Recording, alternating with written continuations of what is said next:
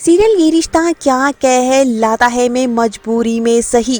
दादी साहब 5 साल बाद अबीरा और अरमान को कॉल करते नजर आएगी, रोते हुए फूट फूट कर आने वाले ट्रैक में देखने को मिलेगा। रोहित अरमान अबीरा के सामने बहुत बड़ी शर्त रखेगा कि रूही इस घर में तभी रहेगी जब अरमान इस घर में नहीं रहेगा, और यहाँ पर अरमान सबकी खुशी की खातिर यहाँ पर घर छोड़कर चला जाएगा अबीरा के साथ, और देखने को मिलेगा कि वो दोनों यूएस शिफ्ट हो जाते हैं। शो में आता है 5 साल का लीप, जहाँ पर पीछे पूरी तरह से पौधार फर्म बर्बाद हो चुकी है और संजय यही चाहता था कि अब ये पूरी तरह से बर्बाद हो जाए और इसके बाद दादी सा उसे संभला दे सब कुछ, लेकिन दादी सा ऐसा नहीं करेगी। दादी सा यहाँ पर अपनी ही फर्म की बागडोर अपने ही पोतों के हाथ में देना चाहती है, और यहाँ पर उन्हें अच्छे से पता है कि अगर कोई संभाल सकता है पौधार फर्म को तो वो सिर्फ अरमान और अबीरा हैं।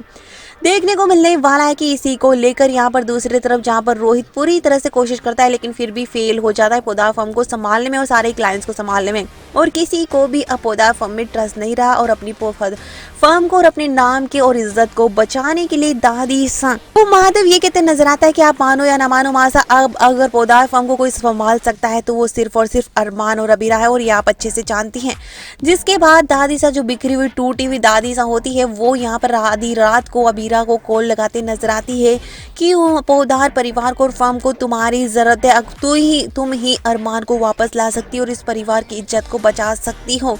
दादी सा पूरी तरह से रो रही होती है और यहाँ पर अबीरा को पता चल जाता है कि दादी सा की आंखों में आंसू, और यहाँ पर दादी सा को तगड़ा झटका लगता है ये जानकर कि अबीरा अभी भी उनके इमोशंस को समझती है और उन्हें अपनी गलती का एहसास भी इसी बात से होता है। अबीरा यहाँ पर बिना देर करे हुए दादी सास को हाँ कर देती है कि वो वापस लौटकर जरूर आएगी, और वो बिल्कुल टेंशन ना ले, और पौधार फर्म को और परिवार को कुछ नहीं होगा जब तक अबीरा और अरमान हैं।